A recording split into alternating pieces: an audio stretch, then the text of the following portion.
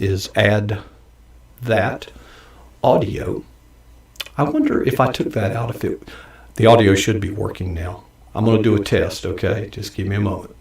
Testing 1, 2. Okay, I am showing that we had audio before. I just didn't press the button. Can you hear me now? This is Verizon, okay? Folks, for the next few minutes, about 20 minutes, we're going to be blessed with a first-time guest. And as I've said before, the only thing better than a first-time guest is a first-time guest that becomes a second-time guest down the road. And Tammy Karasek, think Jurassic, say Karasek, is standing by. And Tammy, I'm sorry, I wore the closest thing to pink that I have. Maybe 5 years from now, this shirt will be pink, at which point I would replace it. But I was looking at your website, and you have a thing about pink, and there must be, please tell me there's a story behind that. If it's just arbitrary, we'll move on to some other topic. No, there's a story. When I was a little girl, I laughed all the time. I giggled all the time. And my grandma would say to me, "What a giggle-gertie you are." And one day I just really got into the laughing, and she said, "What has got you so tickled pink?" And then I always wore pink, and it became the thing for me is Tickle Pink Tammy since I was about 6. So there's where the pink is. I've always loved pink. I've always worn pink. If I could have a pink car, I would, but that's where the Tickle Pink came from. I was on your website, and I guess that's where I saw it. There's this, you're wearing pink, but you have a matching typewriter. Now, was that photoshopped, or is that really literally a pink typewriter? That's literally a typewriter. A friend gave that to me. She found at an estate sale that was black and rusty, and I sanded it down and spray painted it pink. And it is legit, sitting right across my office here on the shelf. It is really a pink typewriter. I had a feeling that it might have been painted because yeah. I have seen typewriters that old. Yes. I mean, this wasn't even an electric typewriter. This was the kind I learned to type on. Remember? Maybe you don't. Yes. I'm presuming you do. Okay, I didn't want to be presumptuous, but no. I learned to type in a class that was taught in high school called typing, and we had that type of typewriter. It was not an electric, and it certainly wasn't a word processor. And I've had to do book reports where you got to put your footnotes in first and then start at the top of the page and work your way down, and hope that, remember that? No, you don't. Yes, I do. And remember the whiteout stuff, the little tape you put in there, and I do. We are really old, Tammy. For those of you out, yes, we are. I doubt that anybody out there is old enough to know what we're talking about. But, folks, I was looking over Tammy's Christian resume. She's got one as long as your arm. But let me just hit a few highlights. I did not know, and this is what happens when you work behind the scenes.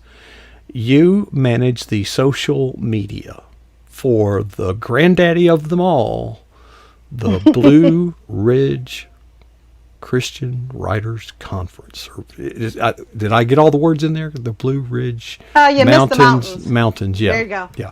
There you go. Yes, sir. That must... Now, you're not a published author. Not yet. So how did you get sucked into all these writers? I am a writer. I don't have my book published yet. Okay. So, yes. So how did it come about that you got placed in the position of blame for any and everything that goes wrong technically during the production and stage? Because it goes beyond just social media, doesn't it? I mean, it's everything. Oh, yes. The microphone's not working. Well, that's got nothing to do with social media. But don't you love it when things go wrong and everybody turns it? No one notices your work until when? Something doesn't go right. That's exactly. Welcome to my world. I don't have anything to do with the technical stuff up at the conference. I pretty much do all the social media the rest of the year on Twitter and on Pinterest and on Instagram. So those are my little babies for the conference. Mm. So you're the social media guru that we've been wanting to talk to. Okay. If you want to call me a guru, but Yeah. I wouldn't call me a guru. I Because love social media, though. yeah, I have attended, even though I'm not a writer, I've attended many Christian writers conferences, and I keep hearing this thing: you need to build your platform. Platform, What? yes. So you have the answer to how that's done. So would you, before it's in your book, tell us now? What? How does somebody start out?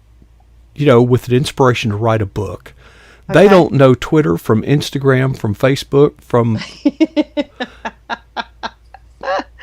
Yeah, that's about where you start. You spend a lot of time behind your computer and you're like, I'm going to be a writer. And you write, and then they look at you and say, that's nice. But now you have to go over here and build a platform, and you go, I'm not a carpenter. What are you talking about? Oh, no, no, no. You have to be engaged over here, and you have to be on this social media and that social media. And you're thinking, I just wanted to write. But that's only part of it nowadays. We have to be on there and find our readers and find our ideal person to connect to that you're thinking of when you're writing your story or your nonfiction book. And then from there, you connect and you keep connecting and engaging and build that platform. well, you've had to navigate this highway yourself, right? I mean, we have some great resources out there. The Blue Ridge Conference is one of them. There's a lot of other people who will teach those things to you, but you kind of are thrown out into that water until you start looking for the things that fit you. You will have to find where is your ideal reader going to be. Like, if the people that read what I write are never going to be on Twitter, you don't waste your time over on Twitter. But if they're over there pinning stuff on Pinterest, you get over there and that's where you interact with them. So there's a lot of little things you need to learn besides just writing your story and writing it correctly. Do you coach people in regard to that, or just offer casual advice, or is that something that you're thinking about pursuing more seriously? I do help people. My husband says I like to tell people what to do. I'm not sure what he means by that, but I have learned a lot and have attended a lot of conferences, so I am a sharer and I will help someone. I just had somebody email me today asking a bunch of questions on where do I even start? And I said, do you have a website? Oh, do I No. need one of those? so, so I do love to help. I do love to help people because people have reached back to me, and I think it's only fair that I reach back to the people behind me that are just starting. So I do love to do that. Now, it's not on your official bio, but you have helped or been a part of one or two or three, or maybe even more book launches. And this is an area where there's a huge gap Yes. in understanding, and you're tinkering with this as a hobby right now, right? Right. I've been on over 194 launch teams in the last 10 years. Yeah, I actually am on the Waterbrook Multnomah team that I don't even have to apply for books anymore. I just automatically get them because I've been a part of them since 2012, I believe. I just really enjoy helping authors get going, especially you have to go out, and it's the hardest thing is to be able to go out and say to someone, buy my book, buy my Right. book. And we don't want to say that. But when you have a nice team around you that has read the book and they're the ones that say, you need this book, that's a lot of pressure taken off of the author. It's a little less boastful. We don't like to do that.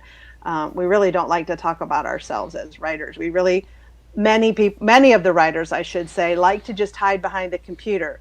I personally am not one of those. I like to get out and talk to people, but most writers don't. So having a good launch team for your book is very, very, very important. And once you have that in place, it will take off. And I love doing that. Well, not near to the extent that you have, but I've seen some book launches, and I've seen some that are professionally managed. And from the outside, I can tell, but that can be costly. Would you advise people to pay a professional to do that in all cases? I would not say all cases. If you are very comfortable with social media, you are very comfortable in creating graphics of your book, using some different quotes out of the book. If you have a little bit of coaching, you could probably take off with it. But if you're somebody who is very new to the social media or just really doesn't have the time, your return on investment of hiring someone to get you through that big launch team time of 10 to 12 weeks from start to finish, it will pay off. Now, will it give you 10,000 more book sales? There's really no way to measure that because you can't try it both ways with the same book. But you need a partner. You need somebody to at least either coach you or walk with you or do it for you. So it's helpful. Like I'm just imagining all these scenarios. The person that says, I looked into that. I found out how much it was. I just can't afford that. So that's not an option. And then they say, well, what can I do? And they look to people like yourself and maybe others, other peers in the industry who are willing to help. That's what I call a coachable situation, making the best out of what you have. If you don't have the money to invest in it, do the best you can with what you've got. That's manageable. Here's what I find unmanageable, and I can spot it a mile away. Oh, I don't need to pay someone else to do that. I can do that myself. Now, my wife is one of these loving wives that watches these DIY home improvement programs and gets all inspired and thinks that she can do that. And she doesn't take into account that, first of all, for every minute you watch, there were 30 minutes edited out of hard stuff, and these people are experienced at what they do. These people are surrounded by thousands and thousands of dollars worth of tools that they've invested in.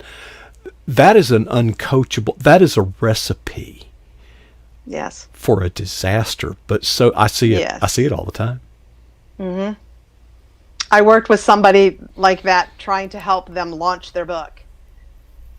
And this person, when she hired me, she's like, you do it all. And I said, define all.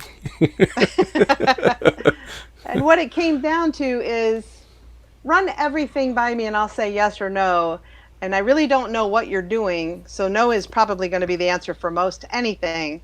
And by the end of it, we didn't get very far with her launch, but I still gave it my effort and I worked with it through as best we could. Like you said, using what you had, we did the best we could. Well, you've been a part of you said 190 or so book launches. Yeah. Without embarrassing anyone or calling them out by name, what are some of the worst mistakes you've seen? Thinking you can create a launch team and do all of that social media in 2 or 3 weeks before your book is launched onto Amazon's big platform. That's not enough time. That is definitely not enough time. Flip side of that, starting 3 or 4 months out there, you're going to lose the momentum with your team. They're going to get bored. They're going to see shiny and they're going to move off to another book. So you have to find that little sweet spot. And right now, the ones that I have done or been on, that sweet spot's about 8 weeks, 10 weeks to get it started from picking a team all the way through. Some of the other things are not being willing to get out there on social media. That's a disaster waiting to happen. If you're writing a book, this is how it works now. We need to be on social media. We need to be sharing about the book or sharing about others' books. And if you're not willing to do that, it's going to be hard. So those are some definite no-nos. Well, Tammy, if people are coming to you for advice, I would like to ask a favor of you to share with those people that seek your help. whether you elect to take this up professionally in the future or not, but I have people that come to me with ideas, and I make it a point to let them know that they are more excited about their idea than anyone on this planet, and if they are not, they should not even have started. Right. But what that means, Tammy, is therefore everybody on this planet is therefore by nature less excited about their project than the author is. And I think sometimes authors get, I hesitate to use the word delusional, but I can't think of anything better. But they assume that everybody is as interested in their book as they are, and is as interested in selling books as they are. I saw one the other day. I won't mention any names or call out anybody to embarrass anybody, but the pitch went kind of like this. Check out my blank. Okay. Why? Why should I? Right. And right. You'd be surprised how often you see they may not be worded quite that simplistically, but at the end of the day, I was just trying to be really nice. But think about why should someone read your book? I mean, and if you cannot answer that question, why did you write it? Right. I mean, really? I mean, right. We've only got a couple of minutes left. What question would you have me ask you that I haven't already talked about? Oh boy. You just told everybody you have to be willing to put yourself out there. You do. As a writer, it's very hard. And the sad part about it, if many of us, especially my age, we've sat in church and been told, pardon me, we don't boast about ourselves, we don't talk about our things, and don't promote. And so it's hard. Then you write a book and you've got the industry saying you have to talk about yourself, you kind of have to boast about yourself, and you have that confusion. But I would say when your story is about sharing the gospel, you're boasting about the Lord. You're not boasting about you. You were just the vessel that took the words that he put in you and you put it down on paper or through a keyboard. And if it's the gospel message, even through a fiction story, you can really put the gospel message in there. That's what you're talking about. It's not talking about me, the writer. It's about the gospel in my story. And so I would say that's the hardest thing for writers to get to. And so if you wanted to ask me that question, Tammy, have you got there? I will say, no, but I'm working on it. Now, it's a hard spot to get to. I put your website, tammykarasek.com, up on the screen. And I have visited there, and I didn't spend a whole lot of time because, well, I had somebody actually come in here, which is rare. An old friend came to visit, and, well, he actually needed something. Duh, but I was glad to help. But you said you're not an author yet. What do you mean by yet? Yet. I don't have a paperback book with my name on the cover. Okay. But I've been published on a lot of blogs, a little bit on my own. I'm reworking it, so it's a little empty at the moment. And I've been in a compilation book and another one coming out possibly next year. So I'm technically not supposed to say that I'm a published author. I'm a published writer. Mm-hmm. But I'm working on fixing that author part. When? Like next summer or when? Well, I'm close to finishing 2 books, and then I will have to start the hard part of pitching those to agents and editors, acquisition editors, to see who would like my stories. Have you been down that gauntlet? Of pitching? Yeah. Yes. Okay. I have. Because that's another area, because most people don't like to even think of themselves as a salesman. That's kind of Right. It's got a bad rap. It's got, and is. deservedly so in so many cases. But I used to be in sales, and somebody, we'd say, well, I could never sell. I'm not a salesman. And I'd say, you're trying to sell me that idea right now. Right. We're all salespeople. Yes, we are. Even if you're trying to Yes, convince me that you're not a salesperson, that in and of itself is trying to sell me an idea. Right. And I think that if we would start thinking about selling ideas rather than products, maybe, and I know I write software, and, woe be unto you if you dare say anything about my child that I gave birth to. I've worked with several collaborators, and one guy learned real quick. He says, observation. I'd like to make an observation. Well, thank you, because how dare you say that my invention is not perfect in every way? If you have a problem with it, the fault must be yours, you idiot. How could you? And speaking of fault, I have gone a little bit over, but I've had you're fun to talk to, Tammy, and I talk on it. I wish we had a little bit more time, but Tammy, you've blessed us a lot, and thank you. And I hope that whatever the future holds for you, that God holds that future in high esteem, and that your service in the kingdom continues to grow and flourish, because you've blessed us tonight, and we so appreciate you sharing your story with us. Thank you very much. All right. Oh, gosh, that was so much fun. Isn't that? I am the luckiest person hey, that's me. That is the view from that camera, one of 7 cameras that orbit the Eagle's Nest. That is the broadcast facilities here at pjnet.tv. And if you think that you're going anywhere, don't touch that dial, because let me tell you something. In just a few minutes, Del Didway, now he's been on the road, and I have not heard from him today. I'll be honest. He might be flying. I don't know. But I'm going to make a few changes here. I'm going to dust the floor, mop, wipe off this, and fix that. And Del Didway is scheduled to be here at the bottom of the hour. And before I leave, I challenge you to challenge yourself by asking these 2 questions. First, what is the most courageous thing you've ever done for Jesus Christ? And the second question is, how long ago was that?